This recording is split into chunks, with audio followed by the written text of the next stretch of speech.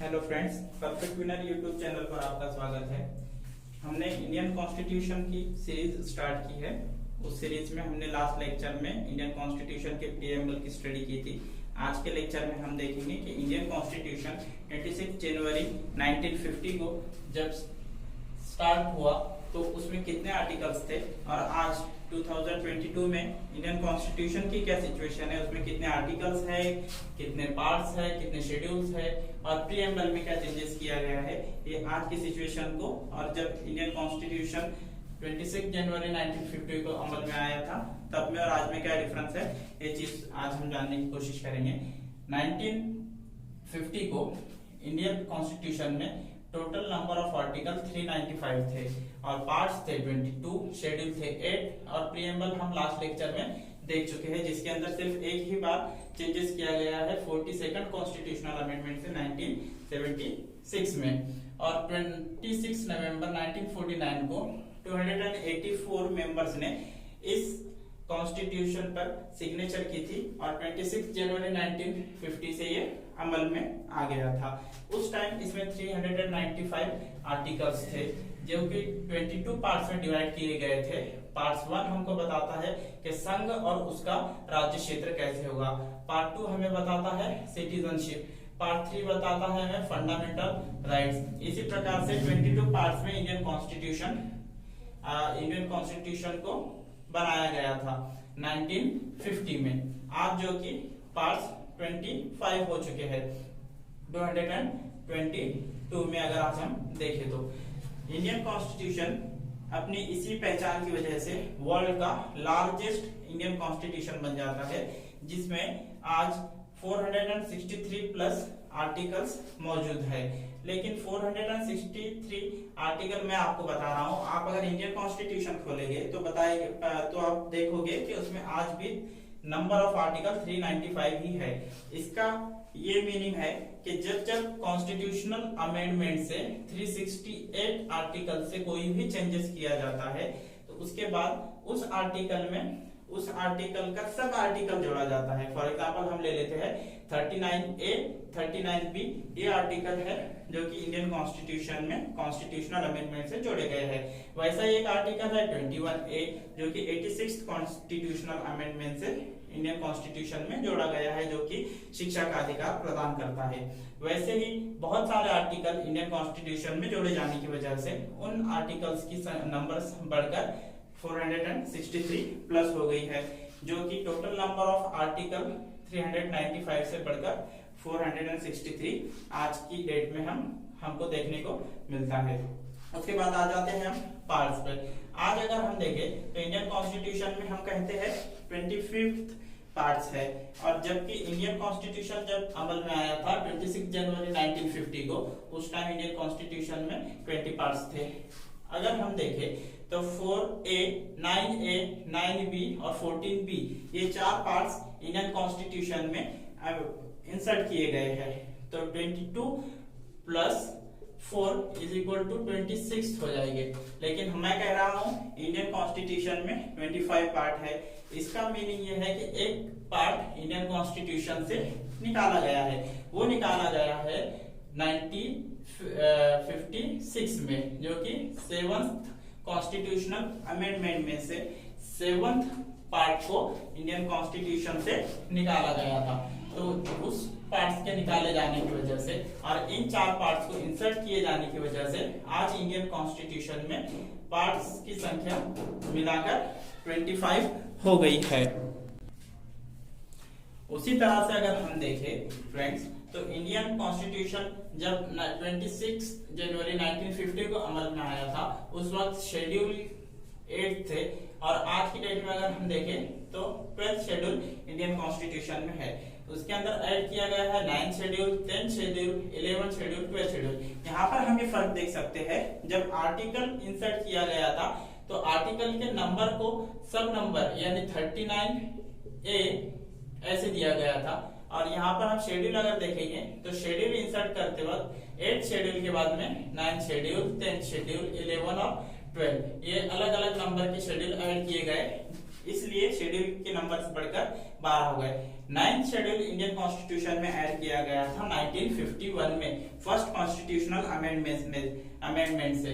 इसके अंदर अभिव्यक्ति स्वातंत्र को लेकर कुछ चेंजेस किए गए थे, उसके ऊपर कोई रिस्ट्रिक्शंस लगाए गए थे, इस वजह से 9th शेड्यूल ऐड किया गया। और 9th शेड्यूल सेंट्रल गवर्नमेंट ने इसलिए भी ऐड किया था कि कोई भी एक्ट बनाकर अगर 9th शेड्यूल में डालते हैं तो वो कोर्ट द्वारा रिव्यू नहीं लिया जाएगा उन एक्ट्स का, इसलिए 9th शेड्यूल बनाया गया था।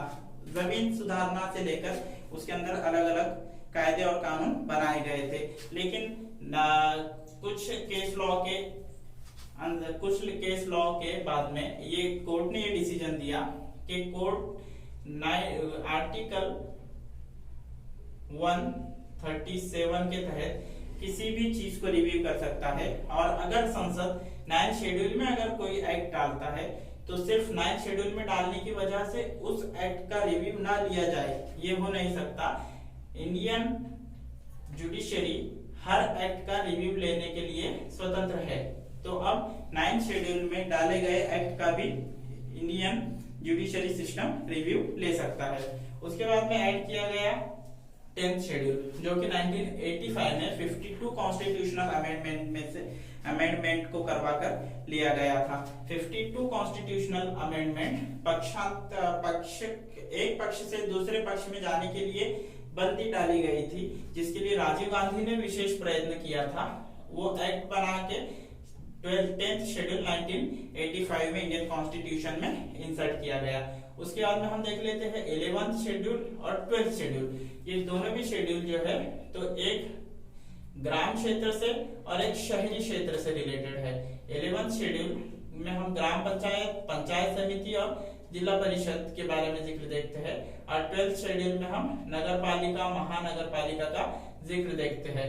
ये चीजें 1992 में 11th शेड्यूल और 12th शेड्यूल के रूप में इंडियन कॉन्स्टिट्यूशन में इंसर्ट की गई। अब हम देख लेते हैं कि इंडियन कॉन्स्टिट्यूशन का पार्ट 1 क्या कहता है, जो कि 22 पार्ट में जब इंडियन कॉन्स्टिट्यूशन स्टार्ट किया गया था तो 22 पार्ट में डिवाइड किया गया था, और अब हम देख सकते हैं कि इंडियन कॉन्स्टिट्यूशन में 25 पार्ट है।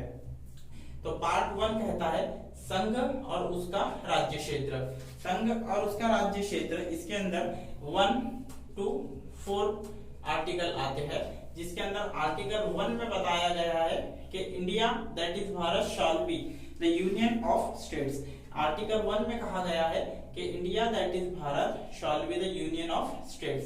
यहाँ हमें ये देख लेना चाहिए कि इंडिया को यूनियन कहा गया है, ना कि फेडरेशन। फेडरेशन इसलिए नहीं कहा गया है फ्रेंड्स, क्योंकि यूनियन शब्द का अर्थ ये होता है कि राज्यों का संघ। इंडिया जो है तो राज्यों का संघ है, इसका अर्थ ये है कि इंडिया में से किसी भी राज्य को अलग होने की परमिशन नहीं दी जाएगी। और फेडरेशन में इस शब्द का अर्थ ये होता है कि कोई भी राज्य उस फेडरेशन में से अपनी स्वेच्छा से अलग हो सकता है। तो इसका बेस्ट एग्जांपल है अमेरिका।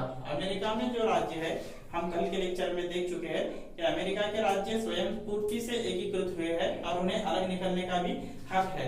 वैसे ही इंडिया यूनियन है, इसका अर्थ यह है कि इंडियन स्टेट्स को खुद अलग होने की परमिशन नहीं है, ना ही वो अलग हो सकते हैं।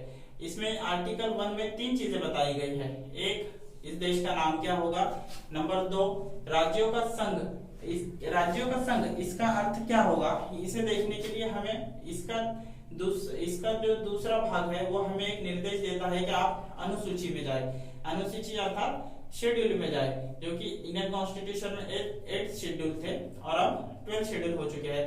तो हमें आर्टिकल 1 का दूसरा हिस्सा हमें निर्देश देता है कि राज्यों का संघ किसे कहते हैं। ये जानने के लिए आप शेड्यूल 1 में जाए। शेड्यूल 1 में राज्यों का संघ किसे कहते हैं ये डिटेल में बताया गया है। और आर्टिकल 1 के अंदर एक तीसरी चीज ये बताई गई है कि राज्यों के प्रकार किस प्रकार होंगे। यहाँ तो कह दिया गया है कि India that is Bharat shall be the union of states. तो स्टेट्स किसे कहेंगे ये जानने के लिए आर्टिकल 1 में ही तीसरी बात बताई गई है कि राज्य जो है तो राज्य 3 चीजों में डिवाइड किए गए हैं। एक राज्य, 2 केंद्र शासित प्रदेश और 3 अर्जित क्षेत्र। राज्य को हम अगर आज की सिचुएशन में देखें तो इंडिया के अंदर टोटल 28 राज्य है। 31 अक्टूबर 2019 के बाद 31 अक्टूबर 2019 ये डेट हमें इंपॉर्टेंट इसलिए हो जाती है कि इस तारीख से भारत देश में जम्मू एंड कश्मीर और लद्दाख ये 2 यूनियन टेरिटरी अस्तित्व में आए थे और इसलिए ये 31 अक्टूबर 2019 ये डेट हमारे लिए इंपॉर्टेंट हो जाती है। केंद्र शासित प्रदेश की बात अगर देख ले तो आज 2022 में केंद्र शासित प्रदेश की संख्या भारत में 8 हो चुकी है। भारत में 8 होने की वजह यह है कि ये डेट हमें बहुत इंपॉर्टेंट हो जाती है दोस्तों। इस डेट को आप जरूर ध्यान में रखिए। 31 अक्टूबर 2019 को इन 2 क्षेत्रों को मतलब जम्मू कश्मीर और लद्दाख को केंद्र शासित प्रदेश यूनियन टेरिटरी बनाया गया। उस दिन टोटल यूनियन टेरिटरी की संख्या 9 हो चुकी थी। उसके बाद दादरा नगर हवेली और दमन दीव इन दोनों केंद्र शासित प्रदेशों को एकीकृत किया गया। उसके बाद ये संख्या 8 हो गई है और राज्यों की संख्या 28 हो गई है। लेकिन इसके अंदर जम्मू और कश्मीर जब अस्तित्व में आया तो जम्मू और कश्मीर के लिए आर्टिकल 239A इस सेक्शन के द्वारा और लद्दाख को 239A के द्वारा अस्तित्व में लाया गया। इसका अर्थ ये होता है कि 239AA आर्टिकल से जो भी केंद्र शासित प्रदेश अस्तित्व में आएगा उस केंद्र शासित प्रदेश में विधानसभा अस्तित्व में होगी और 239AA से जो भी केंद्र शासित प्रदेश अस्तित्व में आएगा वहां पर विधानसभा या विधान परिषद अस्तित्व में नहीं होगी। तो 239AA से अभी 2022 में 3 केंद्र शासित प्रदेश भारत में अस्तित्व में है जहां की विधानसभा भी अस्तित्व में है।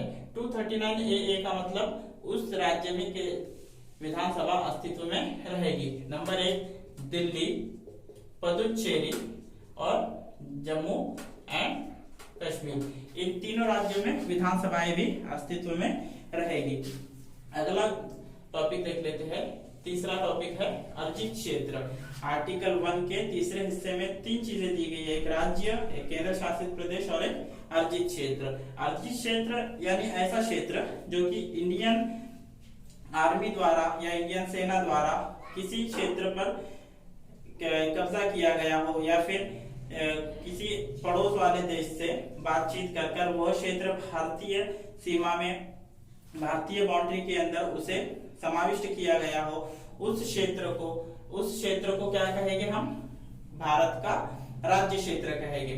तो भारत के राज्य क्षेत्र अर्थात 3 चीजों में डिवाइड किए गए हैं, राज्य में, केंद्र शासित प्रदेश में और अर्जित क्षेत्र में। और आर्टिकल 1 का पहला वर्ड क्या कहता है कि इंडिया किसे कहेंगे? India that is Bharat shall be the union of states. अगर आपको एग्जाम में क्वेश्चन पूछा जाए कि इंडिया क्या है और ऑप्शन में अगर आपको दिया जाए कि यूनियन है, फेडरेशन है या फिर अन्य चीज है तो आपका आंसर होना चाहिए यूनियन है।